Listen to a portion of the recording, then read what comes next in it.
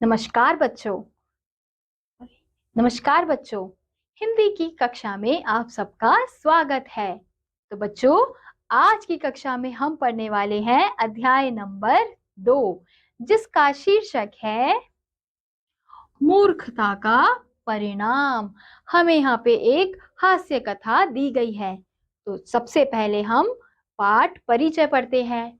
इस पाठ में बताया गया है कि मूर्खता का परिणाम हमेशा दुखदाई होता है। हमें प्रत्येक काम को बुद्धिमत्ता से तथा सोच समझकर करना चाहिए। यानी कि अगर हम मूर्खता से काम करेंगे तो हमें हमेशा दुख ही मिलेगा। तो इसलिए हमेशा हमें समझदारी से काम लेना चाहिए। इस पाठ में हमें यही बताया गया है। तो चलिए पाठ को शुरू करते हैं। एक वन में 4 बंदर रहते थे। एक के हाथ लंबे थे, दूसरे की पूंछ लंबी थी, तीसरे के कान बड़े थे, चौथे की आंखें बड़ी थी। एक बार चारों बंदर चांदनी रात में एक कुएं के पास लुका छिपी का खेल खेल रहे थे। आकाश में पूरा चांद चमक रहा था। तो हमने देखा कि एक वन में 4 बंदर रहते हैं और चारों के किसी के हाथ बड़े हैं, किसी की आंखें बड़ी है, किसी के कान बड़े हैं, जैसा इस चित्र में दिखाया जा रहा है। फिर एक दिन वो कहाँ गए?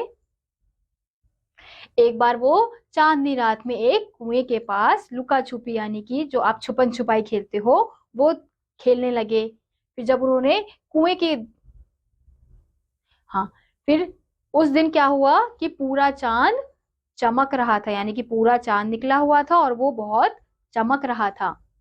बड़ी आंखों वाले ने कुएं में झांका। उसने देखा चांद पानी में हिल रहा है। उसने चिल्ला कर कहा, अरे देखो, चांद कुएं में गिर गया है। लंबे कानों वाले बंदर ने कुएं में झांका। पानी में चांद की परछाई देखकर वह भी चिल्लाया, हाय रे, चांद कुएं में गिर गया। फिर लंबे हाथों वाला दौड़ा आया। कुएं में झांककर वह बोला, अरे, चांद कुएं में गिर गया। तो अभी तक हमने देखा कि जो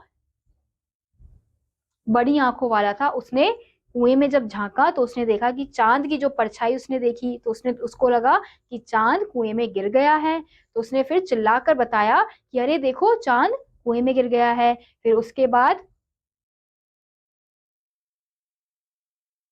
लंबे कानों वाला आया। फिर उसने भी चांद की परछाई कुएं में देखी। तो वो उसने भी क्या देखा कि चांद कुएं में गिरा हुआ है। वो भी चिल्लाया। फिर उसके बाद लंबे हाथों वाला भी दौड़ कर आया और उसने भी जब कुएं में नीचे झांक कर देखा तो चांद की परछाई देखकर उसे भी लगा कि चांद जो है वो कुएं में गिर गया है। जैसा इस चित्र में दिखाया जा रहा है कि चारों बंदर चांद की परछाई को देखकर सोच रहे हैं कि चांद कुएं में गिर गया है। फिर उसके बाद लंबी पूंछ वाला बंदर भी दौड़ा आया और चांद की परछाई को कुएं में देखकर चिल्लाने लगा। अब चारों बंदर चांद को कुएं में से निकालने का उपाय सोचने लगे। झटपट झट उपाय सूझ गया। लंबी पूंछ वाला बंदर पूंछ को पेड़ की डाली से लपेटकर नीचे कुएं की ओर मुंह करके लटक गया। फिर लंबे हाथों वाले बंदर ने उल्टा लटक कर अपने पैर लंबी पूंछ वाले के हाथ में पकड़ा दिए। लंबे कानों वाले ने लंबे हाथों वाले बंदर के दोनों हाथों में अपने पैर पकड़ा दिए। तो इस प्रकार से हम यहाँ देखते हैं कि चारों बंदरों ने अब झटपट एक उपाय सोचा कि पहले लंबी पूंछ वाला क्या करा, उसने पेड़ से डाली से अपने आप को लपेट कर नीचे कुएं की ओर मुंह करके वो लटक गया। फिर लंबे हाथ वाले बंदर ने उल्टा लटक कर अपने पैर लंबी पूंछ वाले के हाथ में पकड़ा दिए। फिर क्या हुआ, लंबे कान वाले ने लंबे हाथों वाले बंदर के दोनों हाथों में अपने पैर पकड़ा दिए, यानी कि वो एक एक करके नीचे लटकने लगे, जैसा कि इस चित्र में हमें दिखाया जा रहा है। ये चारों बंदर धीरे धीरे लटक कर कुएं के अंदर जाने लगे। फिर इसी तरह बड़ी आंखों वाले ने इसी तरह बड़ी आंखों वाले ने लंबे कानों वालों के लंबे कान इसी तरह बड़ी आंखों वाले ने लंबे कानों वाले के दोनों हाथों में अपने पैर पकड़ा दिए। बड़ी आंखों वाले बंदर के दोनों हाथ कुएं के पानी तक पहुंच गए।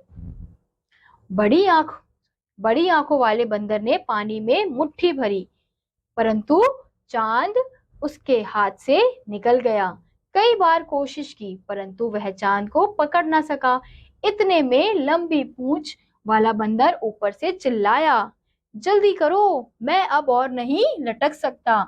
इसी तरह दूसरे साथी भी चिल्लाया। तो अब तक हमने देखा कि अब वो कुएं के अंदर तो चले गए हैं लटक कर, लेकिन अब वो चांद को पकड़ेंगे कैसे? क्योंकि जब जब वो चांद को पकड़ते तो चांद उनके हाथ नहीं आता। तो वो कैसे आएगा? क्योंकि वो तो चांद की परछाई है।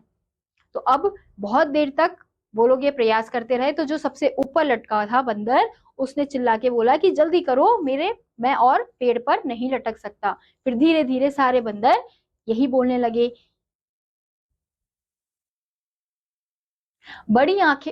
बड़ी आंखों वाले बंदर ने कहा, अरे भाइयों, जरा धीरज रखो, मैं अभी चांद को पकड़ लेता हूँ। उसने अपने हाथ पानी में छपाक छपाक मारे, किंतु चांद पकड़ में ना आ सका। तो बड़ी आंखों वालों ने अपने साथी को कहा कि देखो भाइयों, अभी रुको, थोड़ा सब्र करो, मैं फटाफट चांद को पकड़ लूंगा। लेकिन वो पानी में अपने हाथ को छपाक छपाक मारता रहा, लेकिन चांद उसके हाथ नहीं आया। अधिक देर तक भार ना सहन कर पाने के कारण लंबी पूंछ वाले बंदर की डाली पर पकड़ ढीली पड़ गई और चारों बंदर कुएं में गिर पड़े। अब लंबे हाथों वाले बंदर ने चांद को कुएं से बाहर निकालने की कोशिश की। वह अपने हाथों से कुएं का पानी ऊपर की ओर फेंकने लगा। फिर उसने ऊपर देखा तो चांद आकाश में कुएं की सीध में चमक रहा था। वह खुशी से चिल्ला उठा, मित्रों, मैंने चांद को आकाश में उछाल दिया। सभी बंदर आकाश में चांद को देखकर खुशी से नाचने लगे। तो फिर क्या हुआ कि अब जो सबसे ऊपर बंदर लटका हुआ था, वो जिसकी पूंछ लंबी थी, जिसने पेड़ से खुद को बांधा हुआ था, वो उसकी जो पकड़ है वो ढीली पड़ गई, तो पेड़ से वो गिर गया। अब जो सबसे ऊपर लटका हुआ है वही गिर गया, तो उसके साथ सारे बाकी के जो बंदर थे वो भी कुएं में जाके गिर गए। लेकिन एक बंदर वो बार बार कोशिश किए जा रहा था, कुएं से बाहर पानी फेंके जा रहा था कि चांद को मुझे बाहर निकालना है।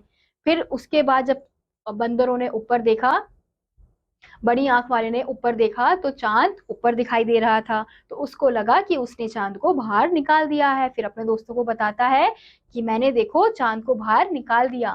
फिर उस चांद को देखकर सारे दोस्त खुश हो जाते हैं, बट उन्हें ये समझ नहीं आता कि उनकी मूर्खता के कारण वो एक मुसीबत में फंस गए हैं। तो बच्चों, इसलिए हमें मूर्खता से काम नहीं लेना चाहिए, समझदारी से काम लेना चाहिए। अगर वो समझदार होते, समझ जाते कि वो चांद नहीं है, चांद की परछाई है, तो वो ऐसा कुछ नहीं करते। तो इसी के साथ आज का यह अध्याय यहीं समाप्त होता है। उम्मीद करती हूँ आपको यह अध्याय समझ आया होगा। मैं आपसे मिलूंगी अगली कक्षा में, तब तक के लिए बाय।